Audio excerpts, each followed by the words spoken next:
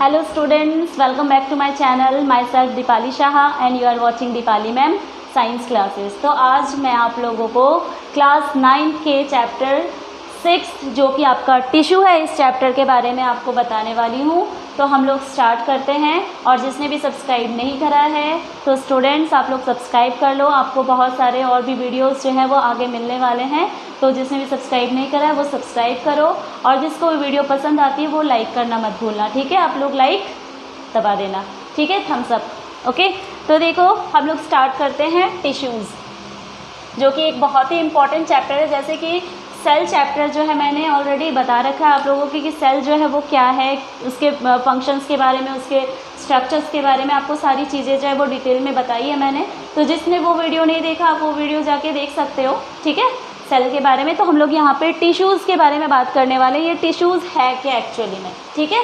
Tissues क्या होते हैं, देखो कि टिश्यूज़ जो है ना ये group of similar type of cells होते हैं जो एक पर्टिकुलर फंक्शन को करते हैं परफॉर्म, ठीक है।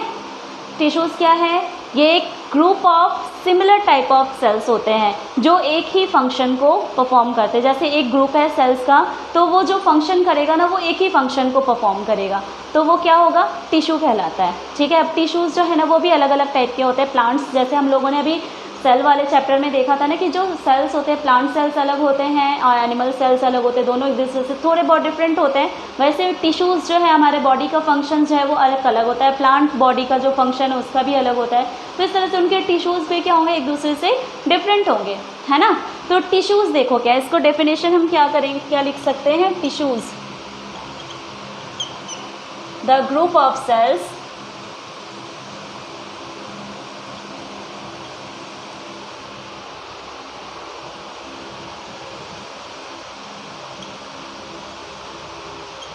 that have similar type of,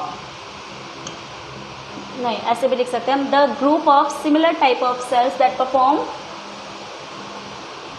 the group of similar type of cells that perform a specific function, ठीक है।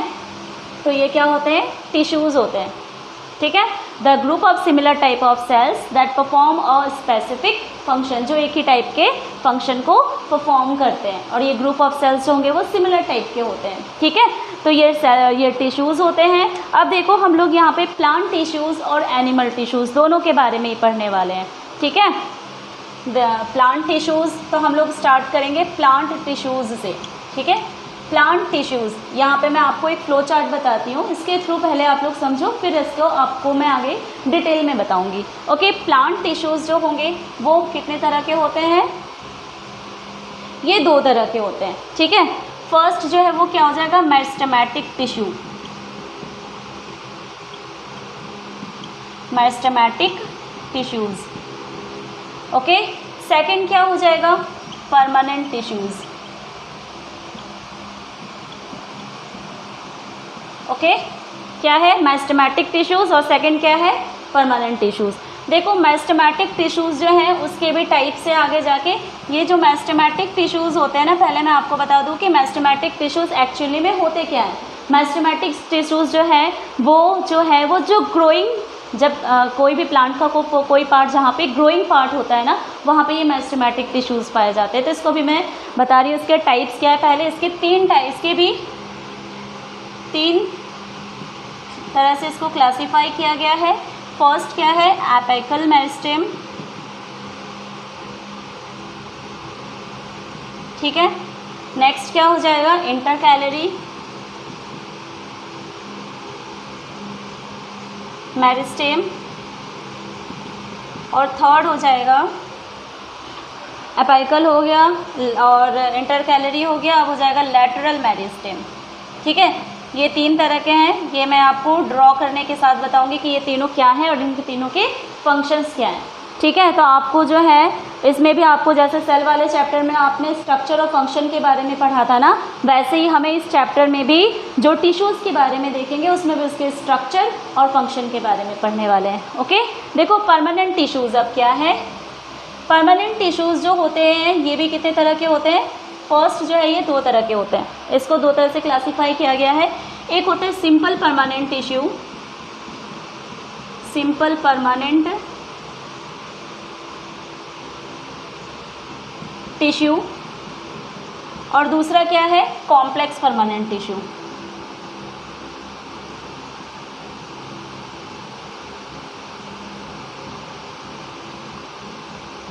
ठीक है, आपको बात आ गई समझ में। फर्स्ट क्या है, देखो कि प्लांट टिश्यू जो है उसको 2 पार्ट्स में इसको डिवाइड किया गया। फर्स्ट है मेरिस्टेमेटिक टिश्यू, दूसरा क्या है permanent tissue.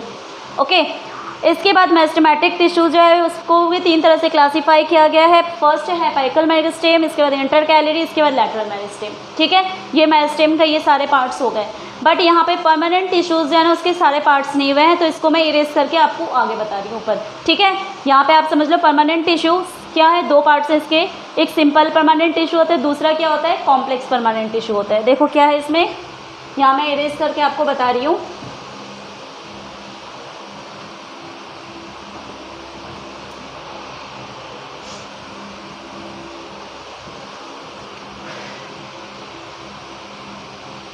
Permanent tissue, permanent tissues first यहाँ पे हम लोग 2 तरह से इसको फर्स्ट में 2 तरह से इसको क्लासीफाई किया गया है। फर्स्ट क्या है सिंपल परमानेंट टिश्यू, जो कि मैंने अभी आपको पहले ही बताया क्या है परमानेंट टिश्यू। सेकंड क्या है कॉम्प्लेक्स परमानेंट टिश्यू।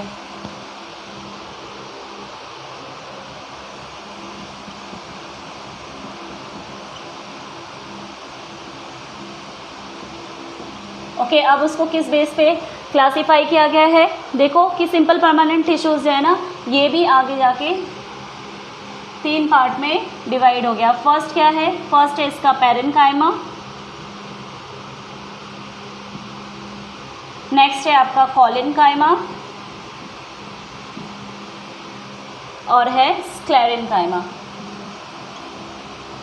ठीक है, ये है सिंपल परमानेंट टिश्यूज़। ओके, अब ये जो पैरेन्काइमा है ना ये भी 2 तरह के होते हैं। एक होता है क्लोरेन्काइमा, क्लोरेन्काइमा देखो यहाँ पे नाम में आपको कंफ्यूज नहीं होता, ये कॉलिन है ये क्लोरिन है। ठीक है, ये कॉलिनकाइमा है और ये क्लोरेन्काइमा है। ओके, और आगे देखो ये कॉलिनकाइमा क्लोरेन्काइमा, और नेक्स्ट जो हो जाएगा वो हो जाएगा एरेन्काइमा। ठीक है, तो ये हो गया सिंपल परमानेंट टिश्यूज़। और यहाँ पे कॉम्प्लेक्स परमानेंट टिश्यूज़ जो होते हैं ये भी 2 तरह के होते हैं। एक होता है जाइलम और दूसरा होता है फ्लोएम। ओके, तो ये कितने तरह के होते हैं, 2 तरह के होते हैं। एक होता है जाइलम और दूसरा होता है फ्लोएम। तो यहाँ पे आज जो है मैं आप लोगों को मेरिस्टेमेटिक टिश्यूज़ के बारे में भी बताऊँगी।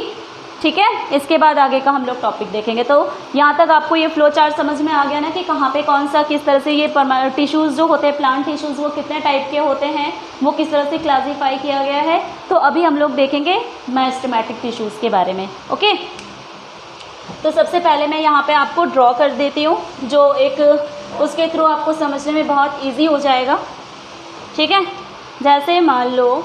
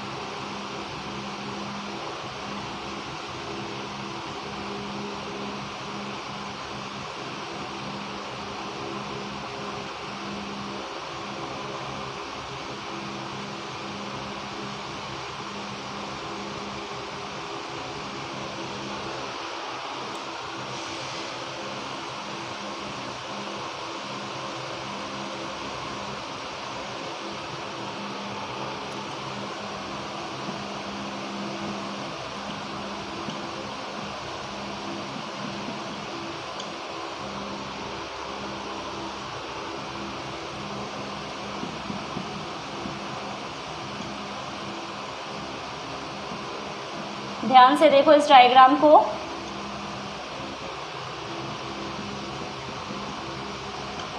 मैंने अभी आपको फ्लो चार्ट में बताया ना कि मेरिस्टेम जो है उसको उसके कितने क्लासीफाई हैं, कि किस तरह से उसको क्लासीफाई किया गया है, 3।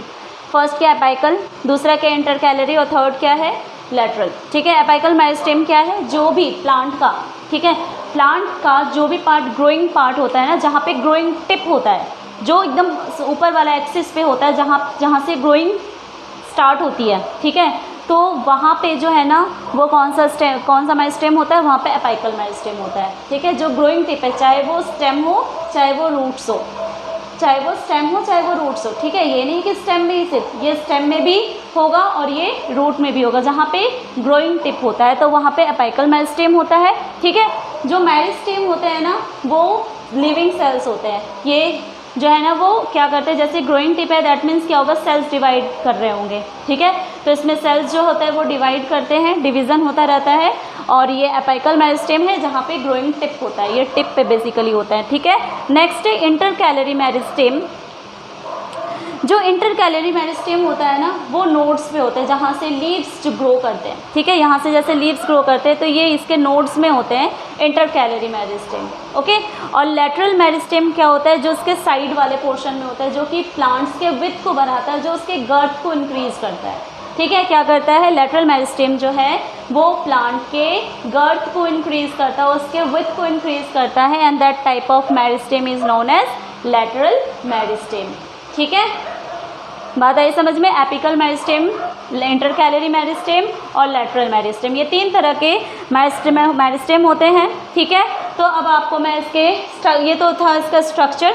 ठीक है, ये पूरा एक डायग्राम के थ्रू मैंने आपको बताया कि यहाँ पे इसके 3 अलग अलग पार्ट्स हैं, एपिकल मेरिस्टेम, इंटरकैलरी मेरिस्टेम और लैटरल मेरिस्टेम। ओके, देखो कि जैसे मैंने अभी आपको बताया ना कि जो एपिकल मेरिस्टेम होता है, they are living cells, tissues हैं।